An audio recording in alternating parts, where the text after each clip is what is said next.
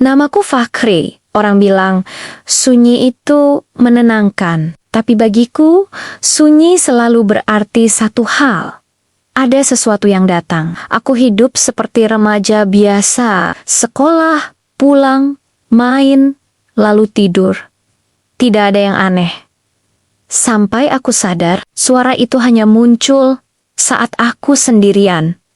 Suaranya tidak keras, tidak juga menyeramkan, tapi rasanya seperti ada seseorang yang berdiri terlalu dekat di belakangku. Suatu malam, lampu kamarku tiba-tiba mati sendiri. Dan untuk pertama kalinya, aku mendengar namaku dipanggil Fakhri. Aku langsung menoleh, kosong, tidak ada siapa-siapa. Tapi jantungku berdetak sangat cepat.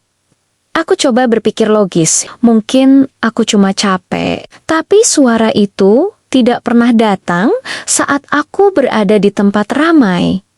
Suara itu hanya datang saat aku diam. Aku mulai menghindari sunyi. TV-ku biarkan menyala sepanjang malam. Musikku putar, bahkan saat aku tidur. Tapi semakin aku menjauh dari sunyi, suara itu justru terasa semakin dekat. Seolah ia tidak ingin ditinggalkan sendirian. Pernah sekali, aku berdiri di depan cermin kamar mandi, menatap wajahku sendiri.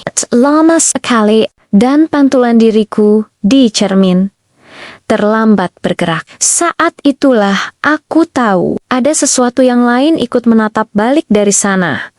Jam di dinding kamarku juga aneh. Setiap malam, jarumnya selalu berhenti di angka yang sama. 3:17. Setiap kejadian aneh terjadi, jam itu pasti berhenti, seolah menjadi penanda kedatangannya. Suatu malam, aku menatap jam itu terlalu lama. Tik, lalu berhenti. Tiba-tiba, duk, jam itu jatuh dan pecah berkeping-keping. Di antara suara pecahan kaca, aku mendengar bisikan itu lagi, tepat di telingaku. Jangan tidur, Fakhri. Puncaknya, saat aku memberanikan diri, aku berdiri di lorong rumah yang gelap. Lampu berkedip-kedip pelan. Aku berteriak, "Siapa di sana?" Hening sejenak. Lalu, dari ujung lorong, aku melihat sesosok bayangan yang sangat kukenal. Sosok itu adalah diriku sendiri. Dia tersenyum. Saat itu aku akhirnya mengerti. Suara itu tidak pernah datang dari luar. Suara itu berasal dari dalam diriku. Dan sunyi bukanlah musuhnya. Yang paling berbahaya adalah saat aku mulai mendengarkan suara itu. Sejak malam itu, Fakhri tidak pernah benar-benar sendirian. Kemanapun Fakhri pergi, sunyi selalu datang lebih dulu. Bukan sunyi yang tenang, tapi sunyi yang terasa, menunggu. Seolah ada sesuatu yang menahan napas di sudut ruangan. Hanya beberapa langkah darinya, Fakhri mulai sadar, suara itu tidak muncul tiba-tiba. Selalu ada tanda lampu yang tadinya terang benderang, tiba-tiba menjadi sedikit lebih redup. Udara yang tadinya ringan, mendadak terasa begitu berat dan menyesakkan.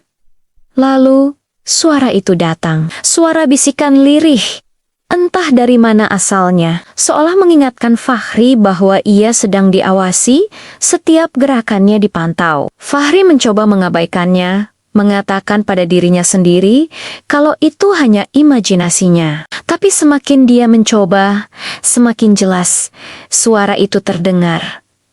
Rumah seharusnya menjadi tempat paling aman bagi Fakhri. Tempat di mana ia bisa beristirahat dan melupakan semua masalah. Tapi sejak suara itu muncul, rumah terasa berubah. Dinding Sirolawala memiliki telinga, mendengar setiap bisikan dan ketakutan dalam hatinya. Lorong yang biasanya ia lewati dengan cepat, kini terasa lebih panjang dan tak berujung. Setiap kali Fakhri berhenti berjalan, rumah seakan ikut berhenti bernapas, menunggunya bergerak lagi. Fakhri merasa seperti penyusup di rumahnya sendiri. Setiap sudut gelap seolah menyembunyikan sesuatu. Setiap bayangan seolah bergerak saat ia tidak melihat. Keheningan yang dulu menenangkan, kini menjadi sumber teror yang tak terhingga. Fakhri mulai mempertanyakan kewarasannya sendiri. Apakah semua ini nyata?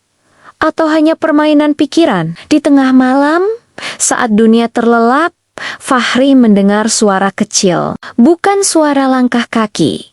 Bukan pula suara manusia. Tapi suara seperti rumah yang sedang bergerak pelan. Derit kayu yang aneh, gesekan dinding yang tidak wajar. Seolah-olah struktur bangunan itu hidup dan bernapas di sekelilingnya. Fakhri menahan napas, berusaha mendengarkan lebih jelas. Suara itu semakin dekat, merayap perlahan dari balik pintu kamarnya. Keringat dingin membasahi dahinya. Apa yang ada di luar sana? Apa yang diinginkan darinya? Fakhri tahu dia tidak bisa terus bersembunyi. Malam ini ia harus menghadapi apapun yang bersembunyi dalam keheningan rumahnya. Ketakutan terbesarnya bukanlah apa yang akan ia temukan, tetapi apa yang akan terjadi jika ia tidak melakukan apa-apa. Dengan jantung berdebar kencang, Fakhri perlahan bangkit dari tempat tidurnya, siap menghadapi teror yang telah lama mengintai. Fakhri mulai sering melihat dirinya sendiri, bukan secara langsung, tapi lewat pantulan, di kaca jendela, di layar hitam televisi yang mati. Pantulan itu selalu sama, wajahnya, posturnya, semua sama, kecuali satu hal yang membuat bulu kuduknya meremang. Pantulan itu selalu menatap lebih lama dari yang seharusnya. Matanya seolah menembus, seolah menyimpan rahasia yang Fakhri sendiri tidak tahu. Dan suatu malam, saat Fakhri menatap layar televisi, pantulan itu tersenyum. Padahal Fakhri sama sekali tidak. Wajahnya lurus, tegang, penuh ketakutan. Tapi di sana, di dalam kegelapan kaca itu, bayangannya menyeringai. Sejak saat itu, keanehan tidak berhenti. Jam di rumahnya mulai bertingkah aneh. Jam dinding di ruang tamu, jam digital di samping tempat tidur, bahkan jam di ponselnya. Semuanya selalu berhenti tepat di waktu yang sama. 03,17 pagi dini hari. Tidak peduli hari apa, tidak peduli jam mana yang dia lihat. Setiap kali angka itu muncul, suara itu selalu datang lebih dekat. Sebuah bisikan yang terdengar seperti angin, tapi begitu jelas di telinganya. Bisikan yang membuat Fakhri mulai takut untuk tidur. Karena setiap kali dia terbangun di jam keramat itu, dia selalu merasa seolah sudah ada yang berdiri di sudut kamarnya lebih dulu, menunggunya membuka mata. Kehadiran tak kasat mata ini membuatnya gila. Fakhri mencoba segalanya. Dia berdoa lebih khusyuk, mencoba mengabaikan, bahkan berteriak ke udara kosong, meminta untuk ditinggalkan sendirian. Tapi suara itu tetap ada. Namun, untuk pertama kalinya setelah berminggu-minggu teror, Fakhri menyadari sesuatu yang aneh. Suara itu tidak pernah menyuruhnya melakukan hal buruk, tidak pernah mengancam, tidak pernah menyakiti. Suara itu hanya berkata satu hal, berulang-ulang, dengan nada yang tenang namun mendesak. Dengarkan. Awalnya Fakhri menolak. Dia menganggapnya tipu muslihat. Tapi suatu hari saat hendak menyeberang jalan, suara itu berbisik sangat kencang. Dengarkan.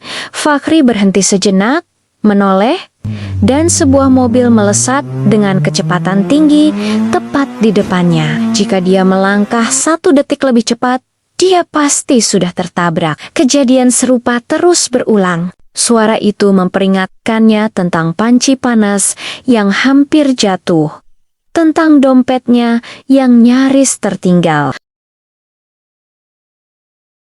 Saat itulah, Fakhri mulai bertanya pada dirinya sendiri, apakah suara ini benar-benar musuh? Apakah pantulan yang tersenyum itu adalah ancaman?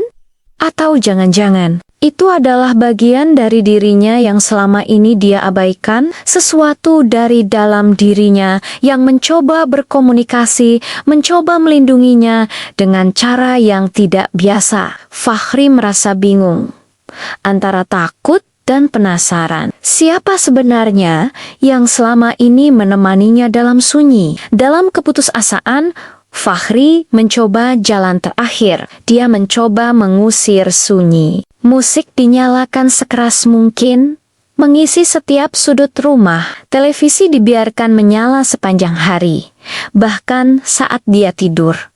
Suara bising dari luar sengaja dia biarkan masuk, dan untuk sesaat berhasil. Suara bisikan itu menghilang. Pantulannya dicermin kembali normal. Tapi, bersamaan dengan hilangnya teror itu, Fakhri merasa ada yang kosong. Perasaan hampa yang aneh, seperti kehilangan sesuatu yang sangat penting. Keheningan yang dia ciptakan dengan kebisingan justru terasa lebih menakutkan. Dan suatu malam, listrik di seluruh komplek padam sekaligus. Semua suara mati. Musik, televisi, dengung kulkas, semuanya lenyap dalam sekejap. Sunyi kembali datang. Tapi kali ini, rasanya berbeda. Lebih berat, lebih pekat, dan dari dalam keheningan total itu, suara itu kembali. Bukan lagi bisikan, tapi terdengar jelas seolah ada yang berdiri tepat di sampingnya. Sekarang kau siap mendengarkan apa yang akan terjadi pada Fakhri selanjutnya. Apakah dia akan menemukan jawaban atau justru terjerumus lebih dalam ke misteri yang mengelilinginya?